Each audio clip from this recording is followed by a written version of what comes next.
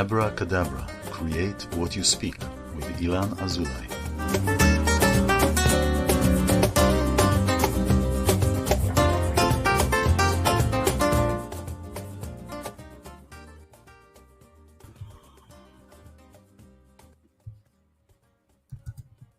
Hello, welcome to Abracadabra, create what you speak. I'm iLan Azoulai, a spiritual mentor and a sound therapist for you who are ready to map your experiences, understand your spiritual journey, and manifest your physical life. With me here is, of course, Gina Ann. Hi, thank you. Intuitive counselor and intuitive spiritual counselor and a children's author book. How you doing? I'm good. I'm good. That's great. I'm excited to be here. Yeah, we have a really great, we have a good program, a very important message, important topic, and that picks up on the topic of bullying, actually, And survival and survival. thriving. Exactly. So this is an empowerment program where we bring people from all walks of life that have their story to share and to empower others. Today we have a wonderful guest. She's from Israel. Her name is Tami Aviguy.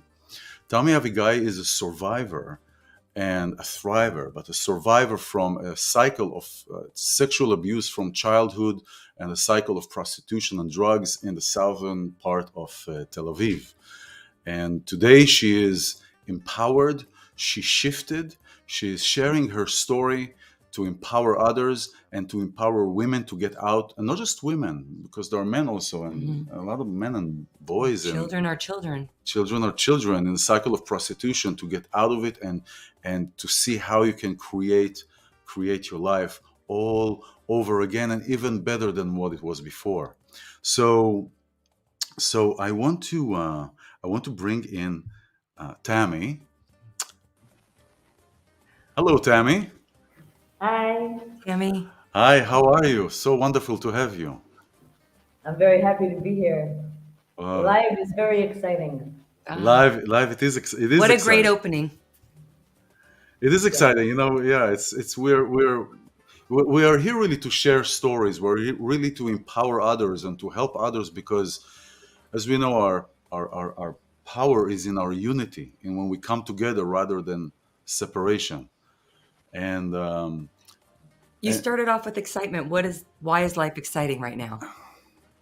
I said live is exciting, but life is exciting as well. Live, she was talking about the Live, okay. Live. Life, right? Live is exciting because it's happening, right? It's now. It's Yeah, in the now. But In the now. the now doesn't stay for long. It just stays for now.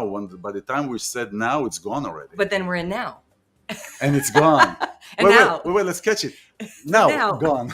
And we're all in the now, which I love words, is one. When we're in the now, we win. Exactly. When we're in the now, we win. So tell me, the way I met you is kind of, there is no coincidence. I don't believe in coincidences. And I've seen your post and it touched my heart because of also the history of doing my documentary and working in that with a lot of women in prostitution and drugs, and also my personal story that is for a different time. But really your story. So please share with us who you are and what it is that you are here to do. And tell us a little bit about your story, because it's really fascinating. Thank you. Well, my name is Tami Aviguy. I'm 49 years old. I'm a mother to a 16-year-old beautiful boy, which came back to live with me after 10 years in foster care. He just arrived this week. Wow, Oh. that's Yeah. that's After fascinating. 10 years in foster care. 10 years. And, Wow. excuse me? 10 years you haven't seen him. No. Oh, we've been in contact the whole 10 years. Very, very close contact all the time. But it's been 10 years that he's been in foster, and finally he's back with me now. There's just a few more bureaucracy. Bureaucracy. Bureaucracies, Bureaucracy, yeah. yes. Yeah, it has to go to court in about a month, and then it's over with. But he already moved back in, so I'm very, very excited. And yeah, life is exciting, and it is better than it was before the prostitution and the drugs and the habits, and it is much better. Um, and yeah, I'm a incest survivor um, by my father. Started at the age of 3 until maybe about 5. I have some pictures of before I was 3, but it's kind of fuzzy, so I don't really go there. But the vivid memories of my childhood were at the age of 3, not understanding why this is happening, but understanding that what he's doing to me is not okay. I'm not sure exactly why, how a 3, 4-year-old knows, but I knew that Yes. what he was doing to me, he was supposed to do to my mom. And yeah, and just surviving all of this, growing up, many, many stations in life, I had to get out of. Um, What strength did you pull from to get out of it?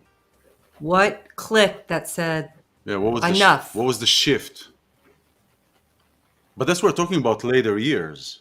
Right. We're not talking about when you were a child, because a child you're. But that was a first shift. She realized there was an awareness there. But that you see that thing that you're talking, the awareness. I went through the similar experience, but a different story, and I think that this is something that is built in us as human beings, that we know the right from wrong. We feel we have that compass, matzpen, this compass in us that gives us. That's why we're saying trust your intuition, right? When we're looking about intuition, we know the right from wrong. I don't believe that I mean, of course, we develop the intuition as we grow, but the innate of good and bad is in us. Do you think that? I know of incest survivors that grew up not knowing that it wasn't okay. Oh wow. Because Okay. it was normal. It was part of their normal upbringing. Okay. But you had the Exactly. awareness. That's what I wanted to touch upon. Is Yeah. that from a very young age you had You this had a. intuition and this awareness. So that was building up your strength. And the more we heal, the more we get our intuition grows. Right. So I want to acknowledge your awareness at 3 years old. There's something today. I lecture what I went through, and I talk about it about that. Um, I talk about the silent.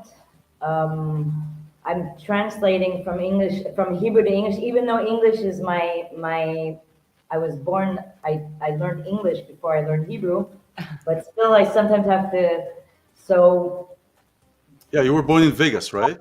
I talk about the silent language in my lecture, which I kind of educate about it because it took me many years to understand what happened to me and to understand what I knew and what happened between me and my father. I mean, besides the obvious, and how I got to where I got to. So I call it the silent language because how does a 3-year-old, 4-year-old, how does she know to be silent? He never told me to be quiet, right?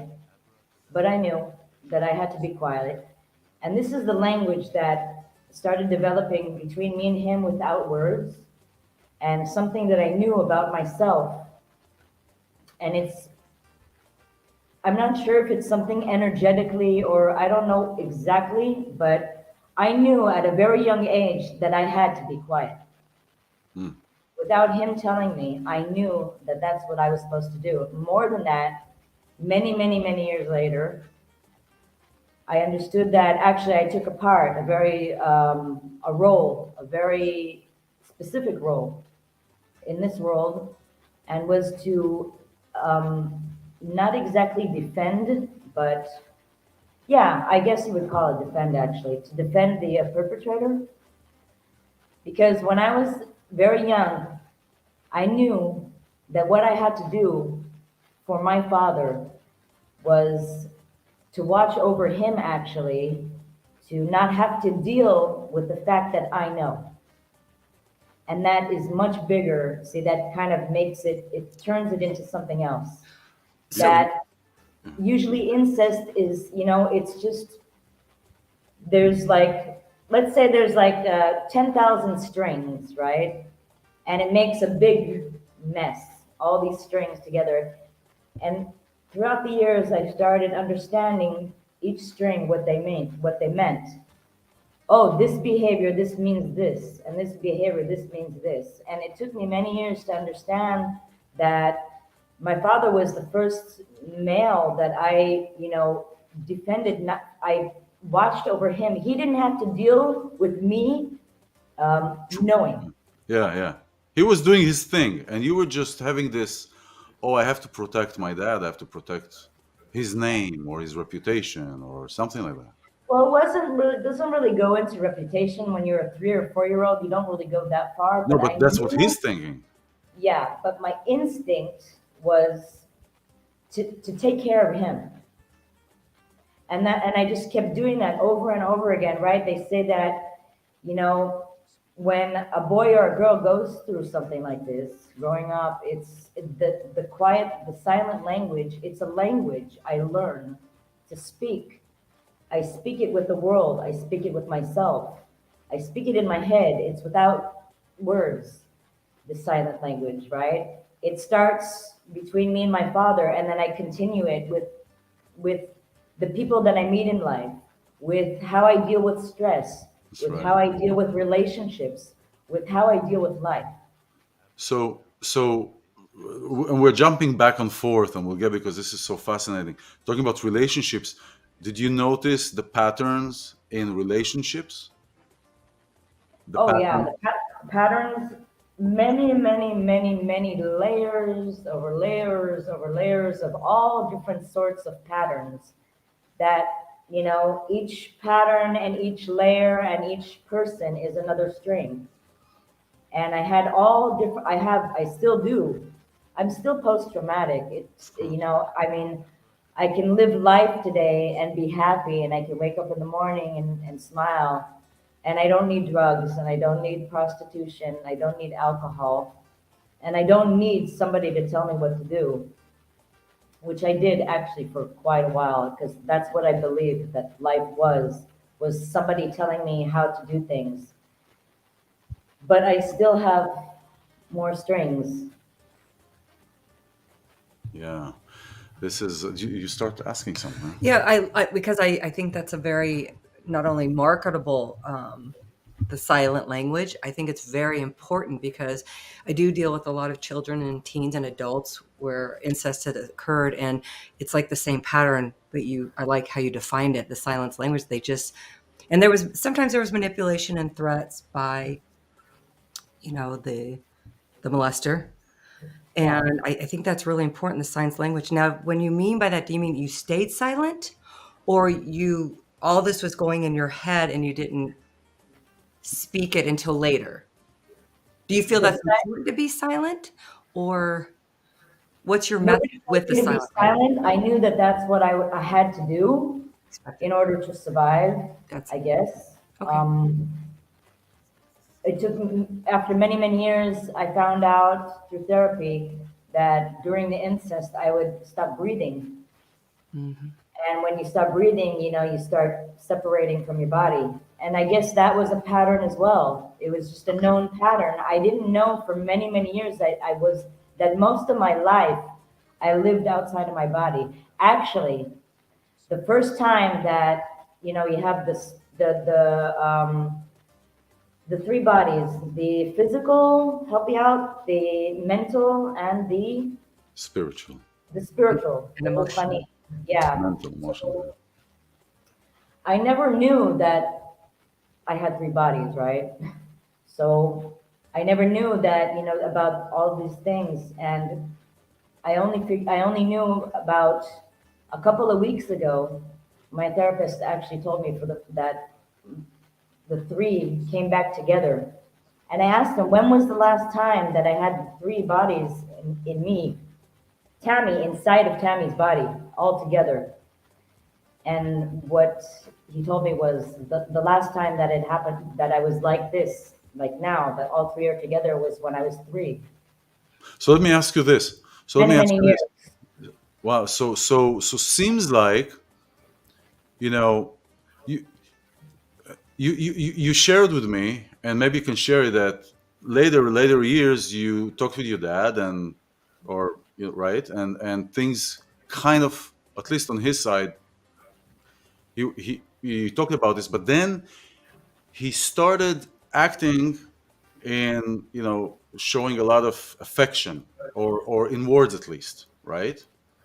You mean that when I confronted him? Yes, yes. And then remember what we talked about, and this is what I wanted to ask you, that when you revealed that, when it was revealed and up in the open and released, at least from maybe from his side, is if he went back to the time before he started perpetrating. So the question I have to you is, now that you feel aligned, do you feel that you are going back to the moment before you were molested, as if like going back to your inner child, going back to your Oh yeah. livelihood of being a child again, or livelihood of somebody who is excited about life?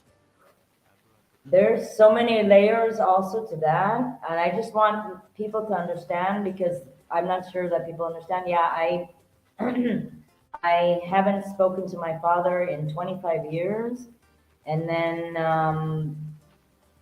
I decided to quit psychiatric drugs. Actually, one day I quit 7 pills. Okay. Um, I don't recommend that to anybody. Yeah, yeah, And we then will get to that, because this is a really pivotal point in your healing now, in the second part of your healing. But I want to yeah, but go. Go ahead. I just I need to how do you say it in Hebrew, in English? I want to get to Give me a that break. point so that the audience would understand, because I'm not sure they do understand that. Yeah, it was many many years that I haven't spoken to my father, and then when I did, after 25 years, I called him, and I actually told him, ask you for to forgive yourself, and where does this come from, right? And it was just a whole thing of me when I got off the psychiatric drugs. I had these things that I had to do. I'm not sure about the word in English. You can say Dachaf, it in Hebrew, and then I can say it back. Huh? dachaf, dachaf. You had the urge. I got these urges. So after 25 years that I haven't spoken or seen my father, I had an urge. I believe an urge is something that the soul wants more than the ego. Because I didn't understand why I suddenly I didn't really get it at the moment, but I just knew I had to call my father. And I called him, and I told him, I forgive you for what you did. Now you forgive yourself. And this kind of opened a door for him to, he started calling me almost every day, sometimes a few times a day. And I didn't understand what he was doing. It was like he forgot all about this. It's like, where did everything that you did to me and all these years that went by that you didn't help me, where did they go? And he starts calling me and talking to me like yeah, like I was three again, or four, or Wow. like a kid. So I understand, so that I can understand, the audience can understand. Was there an admission from him or denial? Did you get that admission I didn't and get accountability? what I wanted. He he kept calling and calling, and I felt like the monster. That's the name of the my lecture, the monster in the room. I felt like the monster was in the room again, and I'm 48. This was a year ago. I'm 48 years old, and he's calling me. He called me one day 12 times in one day. Out of that, it was four of them was at 3:30 at night, 3:30 in the morning, and it was just like that. It was like I held my head like, how did this happen? I feel like I'm a little kid again with the monster in the room, right? Wow. Did you And ask him? Did you ask him like, why are you calling me so many times? no, I just had to put a stop to it, and then I wrote him a long letter letting him know about the prostitution. He never knew about the prostitution. He never knew the levels and the layers of everything I went through. He knew that I was into drugs, and he knew that my son was taken from me. He knew a lot of things, but it didn't really come from my heart. I never really wrote. So I wrote down everything that I wanted to write, and I sent it to him. And I told him my forgiveness doesn't go anywhere, but if you want contact with me or with my son, you're going to have to acknowledge what you Okay, so he did. didn't have accountability. It seems like he didn't have accountability, but he was trying to erase that part and start a relationship again. Okay, Something like that's that. right. So did that give you peace? A little bit of peace? Do No, you not need it? really. Did you need his confirmation to Yeah. know what happened? To be His in peace with accountability. yourself? I mean, I had, later on, I understood why it was so important for me to do that.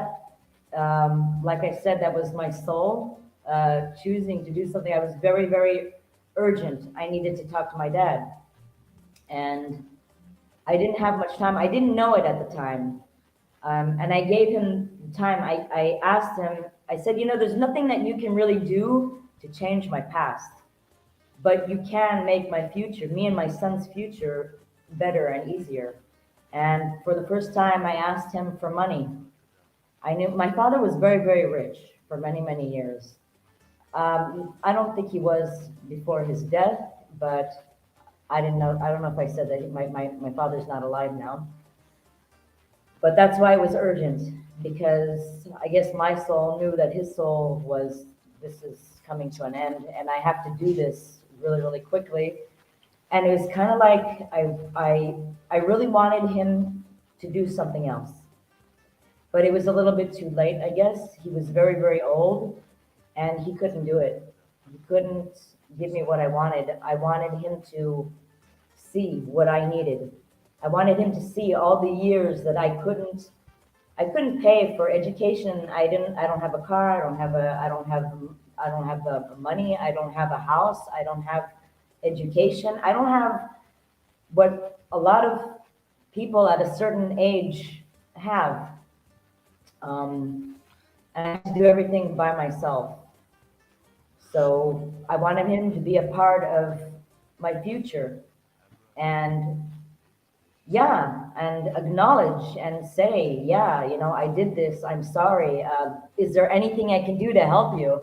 And it just so didn't happen. He died about yeah.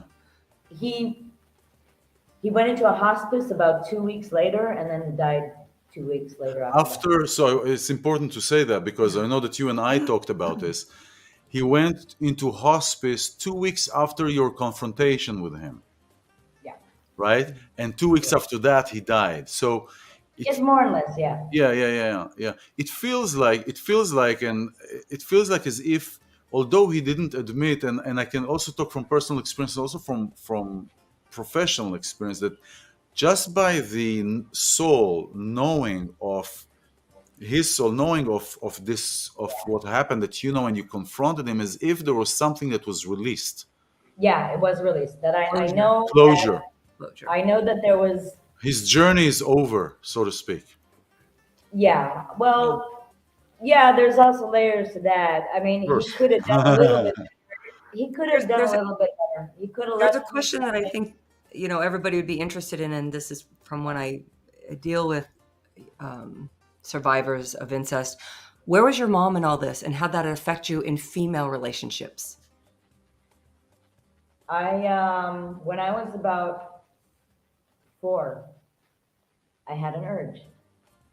And like I said, this is something that my soul, because, my ego would not choose to go and tell my mom, because the words were too hard to come out. I was very, very embarrassed. Mm. But the urge was stronger than me, and I knew that I had to do this. So I told my mom what my father was doing to me. What And age? 4. 4. 4, I just want to repeat that so they can hear. 4, Okay. yeah. She couldn't be there. All I remember is knowing that my mom was in a bubble. That's all I remember. Okay. I knew that she couldn't be there for me. I understood it in a way, but it put me into shock. And Is she still with us? yeah, my And mom, and and did later on years, I mean, did you ever talk with her about that? Or about yeah, talking with your dad about that? I talked with my mom about it because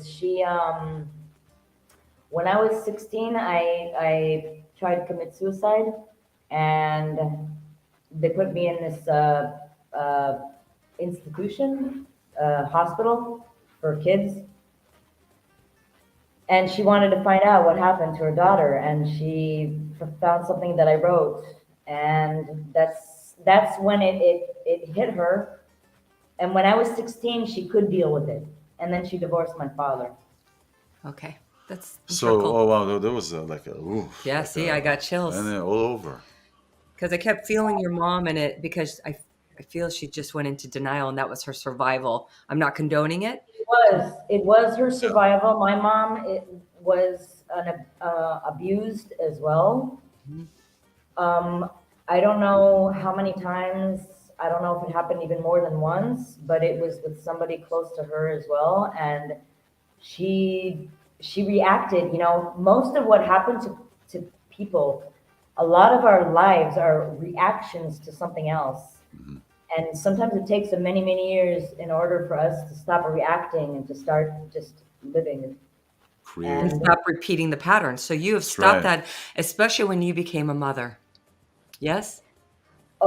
there were certain things that I did repeat Hmm. because I could not hold on to. I did try everything that I could to help myself. Um, I went to these institutions to get help, but the institutions didn't help me much. Mm. Basically, basically, when I understood that nothing helped, and that it took me quite a while, right? Like 48. When I was 48, I quit about 3.5 years ago, I got out of prostitution and drugs, alcohol. That was a big, big deal for me. What age did you go in? What It age did you wasn't, get involved? Okay. well, I'll just finish my last sentence, but that wasn't enough, right? Because you can leave this world of prostitution and violence and all that stuff, but there's something that's not good inside. There's no love. So I didn't practice self-love for, it took me another couple of years to really, really understand that, and to really, really do something else. And that was only after I quit the psychiatric drugs, because that kind of cleared everything. And then I learned how to start really loving myself. And the prostitution, the first time I heard that prostitution starts when you're a kid, um, was in one of these institutions that I was, Mhm. and it hit me like a brick wall, but it really kind of spoke to me because it doesn't start. Um, it doesn't start. Usually, it starts when you're a teen, but it didn't even, like, physically. It didn't really start until later. But as a child, like I said, I learned things. I learned, this is what I learned at home: how to take care of the perpetrator, how to put him in first place, and to take care of his needs. Yeah, I never that's knew how to take care of my needs. So that started at childhood when I was what I was when I was 9 years old. I found myself in a sexual moment with a kid in class. When I was 11, the same thing. And they weren't, well, the kid was not a perpetrator, he was just a kid, right? But still, there was something about that, the silent language. Well, the by kid himself. himself, the kid himself probably went through some kind of sexual abuse of some kind because he was in a similar position, but on the other side. He may not know what was going No on. idea. I You know, have, we meet through our wounds. You know, we meet through our wounds. We I know. recognize the wounds in the other person. Yeah. I want to just to whoever is watching, you're watching Abracadabra, create what you speak. And our guest today is Tami Aviguy, and she's a survivor of incest in childhood and prostitution and drugs later on throughout the years. And after 10 years of not seeing her son, who was in foster care, this week her son came back to live with her, and Tami is just thriving. And one of the things that we're going to talk about of how did she, what other tools helped her to come out, and how did they manifest? It was through her art. And Yeah. you do beautiful art. I saw some of the art that you're doing, and I want to share some of what I've noticed, what I've seen that you're doing. Really beautiful. I want to show this first. Oh, we have to wait. Hold on. Actually, I have a better idea. Oh, you have a better idea. Oh, Oh, there you go. that's beautiful. That's so. What is that? That's This, that's a the soap lighting, thing. I'm sorry about the lighting. This is a soap holder. Yeah, it's a soap thing. Yeah. That's beautiful. And this would be a plate. Lovely. Oh wow, That's nice. beautiful. And you have those earrings that you had. Yeah, I kind of stopped doing earrings. This is a hamsa. Look, I'm like, where do I get it? Oh, this is a hamsa, kind of like a hamsa thing, Yeah, and I have right? all kinds of Yeah, the five hand. soap holders, and I'm making all this as a soap holder. I don't know how it's seen No, here. it looks No, that's beautiful. beautiful. I want to Yeah, talk I to you. without my glasses, so I want I to talk to kind you of about stopped one making piece. myself. Tommy, I want to talk to you about one piece that Yeah. I put it in the flyer as well. I don't know if I can see it here very well. No, but in the flyer Oh, of the show, okay, you have a necklace of a heart, right? ah, yeah. All right. Now the necklace of a heart is tied from both ends, and the shape of it. Did you do the shape of it consciously, or do you want me to tell you what shape it is that you did? Oh, I don't know. I just did a heart. I don't Yes, know. Tell but me. the necklace with the necklace is the shape of the Dead Sea. Oh, really? Almost, except for the little Hmm. squiggly at the end, it looks like the Dead Sea. And that Wow. was when I saw that, it struck me so strong to see, wow, the Dead Sea. And in the Dead Sea, many times of previous years, scientists thought that the Dead Sea is really dead, only to discover, let's see, that the Dead Sea is very alive because there are all kind of living organism in the Dead Sea. So within death, you were still alive, and that's what kind of kept you. We talked about this, like how you would come out of how you came out of the situation, knowing that you have something else coming, something beyond this.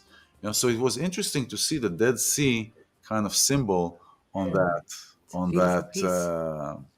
That's beautiful. I like that. on that heart piece. So Yeah. your art, to come back to believe in your art and to believe in you as an artist, you have to go through a lot of shifts and a lot of changes. Yeah. Um, when did you start with the art? And if you left it and then came back to it, what are the periods? Or did you just recognize it later on in later years? I know that the first 7 years of life are what is dictate. Is that, I don't know if that's the right Dictating, word. yeah, it kind of shapes your life, kind of Mhm. shapes your. Shapes who you are as a human. And there were a few things that shaped me into who I became. Some of the things were like the prostitution, but the art was my mom. She gave me this piece of clay that she made herself. Um, I don't know even if she really understood what she did for me Art that therapy. day, Art but she therapy, Art yeah, therapy you're is the right. best. One of the It's the best. best. Like music yeah. therapy, art therapy. Yeah. she gave me this piece of clay that she made out of kemach. How do you say kemach? Flour. Made Out a of piece of clay that she flour made out and of flour. salt. Maze? Yeah, flour and salt and water. She And made this water. like, What we used to make like In glue, you school. know? yeah, Yeah. it was great. It was great. It was a thing in the States. And she gave me these, the colors that you put in food coloring, Food coloring, yeah. the basics. She gave me the blue and the red and the yellow. I remember it. I was very, very, very young. Maybe I was 4 years old. And I just remember, I don't know why, I have a picture of the yellow sinking into the like it became like even a little bit dry. You don't know The why? color. You are yellow. You're all Because that's childlike, your that's your life. empowerment. Like, That's where you're Yeah, yellow in your alignment. yeah. Yellow's So in your solar plex. the solar plex, I have a lot. Me and the solar plex have a whole story. oh, Yeah, I can love feel it. story, love story. Yeah, that's it. The Exactly. color go into the clay, and it just did something to me, emotionally, physically. It did it for me. I never knew. It took me many, many years to understand that, probably unconsciously, I found something that cured me, which was the art. I read somewhere that it does something to the alpha waves or something like that, kind of like music, Yes. kind of like sports. And Yeah. I just kept seeing the color, and it just, it does something, makes you happy. You start using your imagination, and I guess I had a lot of that. Still have. And and you build something in your head, and you have this whole Yeah. conversation, the silent language. It's between me and the art, and then you one day and then suddenly you see it in front of you, and Yeah. it makes you happy. And I just kept doing that again and again and again. And I guess that something that I didn't even wasn't even conscious, that it kept me alive. There were a few things that kept me alive. I believe that I was one of it. And I believe that when my mom saw, I made this shark, and when my mom saw this blue shark with all these little tiny teeth, she put it up on the window. And I believe that that moment defined me as an artist till today. Valued you. Ah, It wow. brought you value. That was your inner child and you reconnecting. So when you said you got into self-care, I love self-care is such an overused word, but it's an important one. I think it's important that, and I feel this happened to you, we use self-care as a springboard for self-connection, and you became self-connected with you and your inner child and all the layers of you. So that's really beautiful and This is very wonderful. important. And, it's like you had these little epiphanies. And I know you said the institutions didn't work, but that was a stepping stone too, because it was a check mark off. Yeah, That doesn't work. And so I'm going to the next one. Yeah. And that's your survival. You never gave up on you. right. Never gave Exactly. up on you. Exactly. Yeah, even though some people think, like, you'll see like a prostitute, very loud, dirty in the street, making a mess of herself. That was me. Um, I believe that I needed to be that for a while, so that I won't go from here. I had to be, Wow. just I needed the drugs. I needed this thing so that I don't go. I never really wanted, even when I was 16, when I committed suicide, I didn't really want to die when I was 16. I just wanted something else to happen. And something did happen. They took me from this place and they put me in this other place. And then I just got more medicine. And that Yeah. kind of put me more to sleep. And I needed that. And then I needed the drugs. And I needed this whole thing until I was 48, when I could, like, step out of all of this and be all of me inside of my body, which was very, very painful.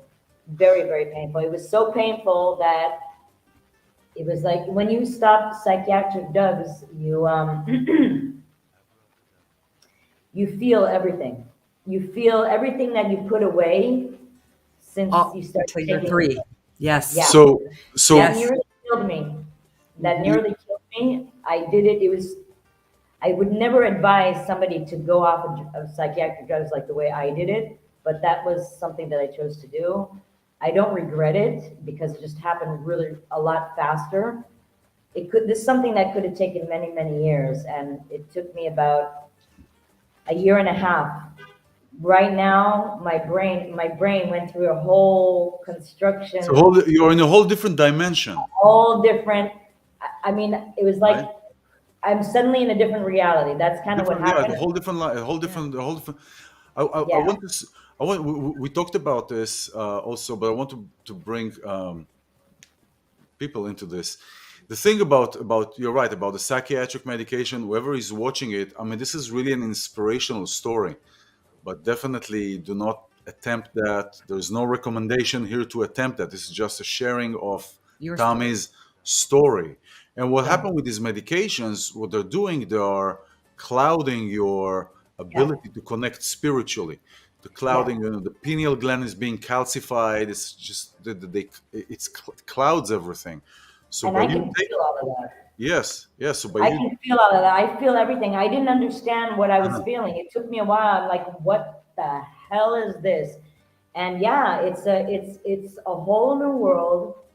It's I sometimes I laugh about people. You think that you're in the how do you call it, You autostrada. think that you are on the highway, but they are actually in the box, and you are. Yeah, it's a whole new autostrada. You know, it's instead of cars going like this, it's just energies, I'm like, what the and I started feeling everything, and it scared me at first, and I felt everything was almost too much for it was like everything I couldn't feel for all these years, and I it nearly killed me actually. I lost a lot of weight, and I just had to come back. I just kind of like I lost everything, and then I started building over that with a lot of love and self care. It was like somebody cutting off your right arm. This is me, right? Somebody cutting off my right arm, and I'm all screaming out here, right? Like the bones, the blood. You're like, I'm screaming, hey, my arm, and it's like, no, Tammy, you have another arm. And I can't look at the other arm, right? Because this is in pain, but I had to, because if I would keep feeling all of this pain and seeing the blood and the veins and the bones and all whatever was there, right? Wow. I Well, you would had to not crack open. survive. I would not survive. I had to force myself, and that's the love, right? I had to force myself. I had to talk to myself different. The silent language I learned when I was a child, but I continued it for many, many years. You're stupid, you're a prostitute, there's nothing good about you. Every time I got clean, don't enjoy this that much. It's It's not going to gonna be like last. Oh, never get your son back. yeah. I talked like that to myself for so many years. I had to stop. It's like we did some sound work, you and I, right? And and but one of the things you remember we talked about the famous water experiment by Dr. Masuro Emoto, the Japanese professor, where he put two groups of water and talked to one group very nice with positive words and music and everything and empowerment, and the other group was just nasty, negative talk and all discouraging words and trash music. And they froze them, and the first group became beautifully shaped geometrical shapes, and the other one was just brown splat, right? And so when we are like 90% water and we talk to ourselves the way that we talk to Right? ourselves, when we judge ourselves, we are creating this cacophony in our body. And then our Yeah. body responds back to the cacophony, and the cycle and the cycle and the cycle. It's like, You shared about your experience that you were thrown on the street, and you were going to drugs, and it's close to me in a certain way because um, when I start filming my documentary in that lower underbelly part of Tel Aviv, really. It's the underbelly of Israel. It's the place where Israel don't want anybody to know about, that area, that underbelly. There are everything. It's like a melting pot of everything that people don't want to deal with. Let's put it all there. It's like almost like a boydom, but an under. very scary place. Yeah, and I've seen and and and I've seen many women, many of them, some of them are not alive anymore. That I, but what I've seen is that each one of them, and this is what I realized what was happening before I got to that area, you wouldn't see them. They would be like air. People don't see them. Don't see And them. and the most important thing that people wanted, women, especially women in prostitution, that were on the streets and were drugged out, and just like, what they wanted is somebody talks to them on eye level, that somebody sees them, somebody acknowledges them. Is this something that you wanted somebody to see you, or you just wanted to be out of the world? You wanted somebody to talk to you and to see you, Tommy, not a drug addict or not a woman in prostitution. Did you feel that? Did you feel also like, I want to be seen? Hello. Until today, I want to be seen. I want to be heard. Until this day, and yeah, there are things that kind of, since I quit the psychiatric drugs, there's a lot of parts of me are frustrating because I kind of did go back to the age of 3 in many ways. My brain, I'm still dealing with Before the trauma started, yeah, you there's went a back lot to of, your to the king to the golden way, so to speak. yeah, I mean, there's a lot of things that are frustrating, and there's a lot of things that are fun because um, the frustrating is maybe just not. Um, it's kind of like I have to learn how to do things all over again without the Wow. without the pills. I never knew that I had a how do you say keshev rikuz? ADHD, I never knew. I ADD. never had any of that stuff, and suddenly I can't. Yeah, I can't. I can't do things that are like kids play. Just suddenly I need a help because the whole construction of my brain has changed. But And you're then very there are other playful. things. But we are very playful these days. I mean, also when we talk, also when I talk with you, you're very playful. You're very woo. It's Well, but like I was going back to always, that I age, was to kind that of, stage. even when I was in prostitution, to tell you the truth, there was always like this part of me that was like a kid. I mean, Wow. but today, um, yeah, I just, I can um, I can enjoy things more than I did. That's for sure. You know what? Believe it or not, we're nearing the end. Do you want to ask her something else before I want to? Sure. Well, I think it's so important to recognize that, when we go through these traumas, and we all want to be valued and loved. Doesn't matter Yeah, it's what in our our story is. It's DNA. just It's in different our DNA. characters, and trauma is trauma. And I know we threw out a lot of labels, and I was a special education teacher for 18 years and dealt with all sorts. So we have PTSD, we do have ADHD, all these labels, but it's really just an injury. It's not an illness. And so when you say you can't focus, you can. You're just going back to that child, and then you rebirthed yourself. So just want to acknowledge you of your strength and your rebirthing every time, because you've had to rebirth yourself many times. And I just want to, I'm feeling your son. I could just read energy and I can feel your son. And, you know, there's an admiration in him, and he has a lot of learning, and you and he together will change the DNA, and he will not go through. Oh, see, I'm getting emotional because I can feel your son. And then when he starts his family, it's the chain. See, I got chills. The chain is broken, and you made the chain break. You did. Okay. You I broke You know the that. cycle. and You you're broke the and you're cycle. sharing this with everyone to teach them that you can. You did Yeah. it from within. There was something from you within. Just the moment out of the block, you said at 3, I knew there was something that your awareness was on point. Yeah. And you still that, and you've healed, and your intuition. You know why when you go, you say you scatter and all. Okay, we can say it's ADHD. It's because your intuition is flying off the handle, and now you want to do all the things you couldn't do. It's like, I don't want to just go on Oh, the you want to slide. catch up. You want to catch Yeah, up. I You want to go want on to the catch up. swing. I want to go on the slide. I want to Yeah. jump up and down. So it's been a pleasure to hear you, see you, feel you.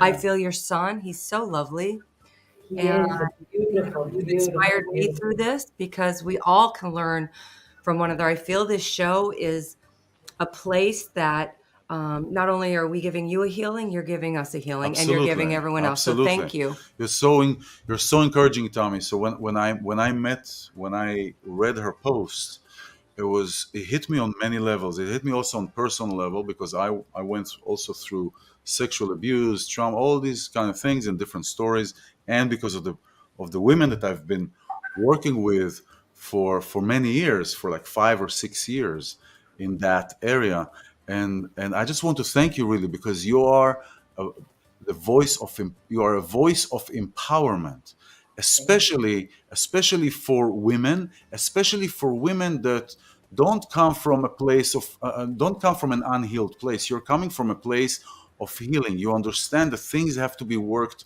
together. I think we talked about this. It's not about, oh, we are women here to teach men to be okay. No, it is a cohesive process. You're going through this because you know what? Everybody, in a way, is a victim. It's not or was a victim. It's not an excuse of something, but it is something to recognize that we all go through wounds, even the perpetrators. And Yeah. Yeah, I think we're all a product. I don't so know we're if a victim, product of a trauma. product of trauma. You know, we all go through trauma. We're going through birth. We're already traumatic through the birth, even before the birth. Think about a surrogate Yeah. mother, what the baby is going through in the tummy, right? So I want to thank you really for the encouragement and the empowerment and to I see just how want to you say work one thing hard. about the, can I, do we Say have again? another? I just want to say one thing about the forgiveness thing. And I'm going, yeah, please. Yeah, it's important for me to express this because I don't think that I wouldn't say that somebody has to forgive somebody in his life. It's something that came to me, I guess, at a certain point because I guess that's what I had to do to be able to go on with life. Because what happened to me, it's yeah, it's okay, it's forgiving my father, but that's not the thing. It's forgiving myself. And doing this, forgiving actually a human being that never really did that much in order to get my forgiveness. And still forgiving, it kind of opened up energetically. It opened up room for my son to come into my life, Mm, That's for right. the lectures to come into my life, for a new life to come into my life, all this new stuff Yeah, you're not that condoning I the had to act. You're go just through. forgiving so you can go on and free yourself from it, that Exactly. you are not the exactly. incest. Exactly. You are not the incest. Yeah. You know, it's yes, it is forgiving yourself, and that's why I asked you. Does it? I mean, it didn't really matter what your dad would say, really, right? It didn't really matter if your dad. I mean, you want to hear his acknowledgement, but does it really matter if he acknowledges it or not? When you do the forgiveness, when you are offering the forgiveness, you're clearing that path. I Exactly. remember, yeah, I remember the same thing in my story. The It's perpetrator for me. just It's for me. start drinking a bunch of water because the perpetrator was nervous. I didn't need to hear yes, no. Same thing with you. You just needed to open it up and open yourself to God and the universe to bless you, to continue and bless you. Just want to say one more thing because where can people get your art? So yeah, so this is the next Yeah. thing. So this is the next thing. Your Facebook. I'm going to put your people can go to your Yeah, people Facebook can here. write me. I have This is on my flyer. There's there's my number. There's my mail. yep. I'm still kind of new in technology, and like I said, it's really kind of difficult for me to get to finish this. But I'm still kind of constructing everything that has to do with the technology part. That's internet shop. All that stuff is going to be coming soon. In the Great. meantime, I have a mail. I have photos of my work, and anybody can contact me through Facebook as well. So I put your Facebook address. I don't know if you can see it still, if you can see it, but I put your Facebook address, which is it's written to the audience who's watching, and it's right there, so you can reach Tammy, and Yeah. the phone number is there, and I want to thank you.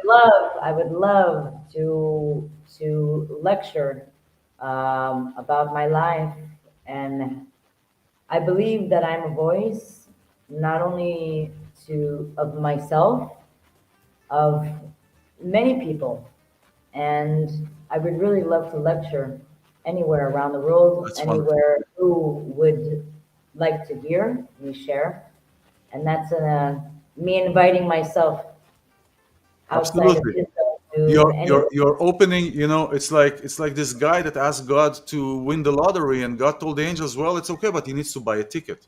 So Yeah. so you open the channel, you ask from the universe, abracadabra, create what you speak. You're Hmm. asking the universe, you're giving the universe the opportunity to bless you, you're giving God the opportunity to bless you, because we are blessed, you are blessed.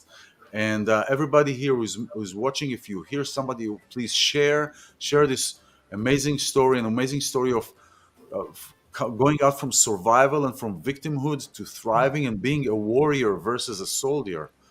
Yeah. And you can give the lectures probably over Zoom to groups of people, if it's out around the world, of people or people in the United States that want to listen. But if you have any questions, you can reach out to Gina, to myself, to Tammy, of course, if you want more contact. And I'd be Tammy, happy You. to thank you very so much for your time, and thank you for your gifts, and thank you for sharing your light here. And Yellow, yellow's yellow, big. yellow. Yellow, yellow. much. Thank you, Gina. Thank you so much. Yeah, Thank it's you. been great. Thank you everybody for watching. Thank This is you. Abracadabra. Create what you speak. Make magic your life. And Gina Ann, I'm iLan Azoulai with Tami. Life is magic. If you know how to make it, it will be true. If you believe in magic. Believe Yes. it. I never believed. Today I do. You gotta believe it's a magic. All right. Thank you, Tommy. Thank you. Thank you. And we'll talk. Bye. Bye-bye. Bye. Bye Bye. bye.